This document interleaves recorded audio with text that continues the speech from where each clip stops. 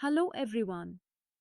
Let's begin with a thought. When you're in a car, how do you know if the driver is speeding up, slowing down, or just cruising at constant speed?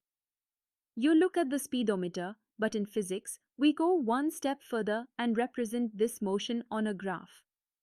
That's where the velocity time graph comes in.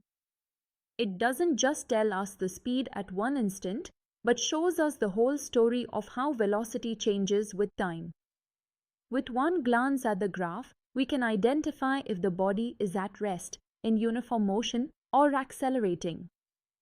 Now, let's understand the basics.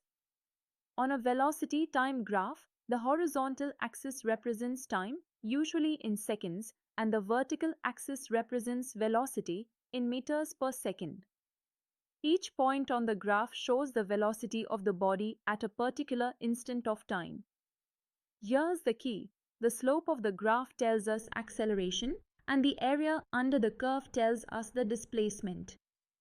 So, just by studying the line or curve, we can understand two major aspects of motion at the same time. First, consider a body moving with constant velocity. If velocity does not change with time, acceleration is zero. On the graph, this is shown by a horizontal straight line parallel to the time axis. Mathematically, acceleration equals delta v divided by delta t, and since delta v equals 0, equals 0. Imagine a car moving steadily at 15 meters per second. Its velocity time graph is a flat line, meaning constant motion without acceleration. Now, if the body's velocity increases or decreases uniformly with time, the velocity time graph becomes a straight sloping line.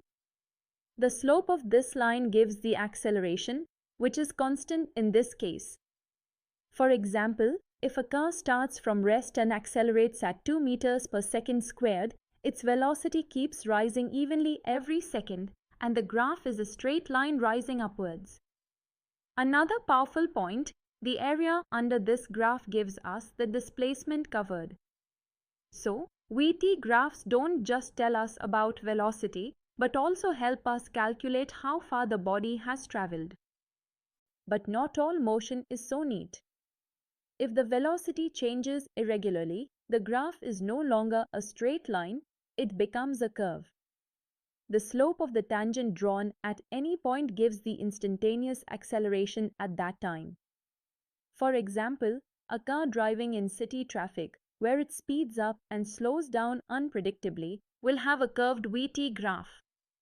The steeper the tangent at a point, the greater the acceleration at that instant. This shows us how these graphs capture even complex, real-world motions. Let's solve one example. A particle starts from rest and accelerates uniformly at 2 meters per second squared for 5 seconds. We want to find its final velocity and displacement. Step 1. Final velocity v equals u plus at, that's 0 plus 2 into 5, which equals 10 meters per second. Step 2. Displacement equals area under the VT graph. Since the graph is a triangle, area equals half into base into height. That's half into 5 into 10, equal to 25 meters. So, in 5 seconds the particle reaches 10 meters per second velocity and covers 25 meters of distance. As you can see on the graph, the sloping straight line and the triangular area together tell the whole story of the motion. So let's wrap up. Velocity time graphs are a powerful tool in kinematics. The slope of the graph gives acceleration, and the area under the curve gives displacement. A horizontal line shows uniform motion, a sloping straight line shows uniform acceleration, and a curved line shows non-uniform acceleration. Instantaneous acceleration is obtained from the tangent at any point. These graphs are not just theory. Engineers use them in vehicle design, traffic planning, and even space missions to track velocity changes over time. I hope this session has given you clarity on interpreting VT graphs. In the next lesson, we'll look at acceleration time graphs, which reveal even deeper insights into motion. See you there.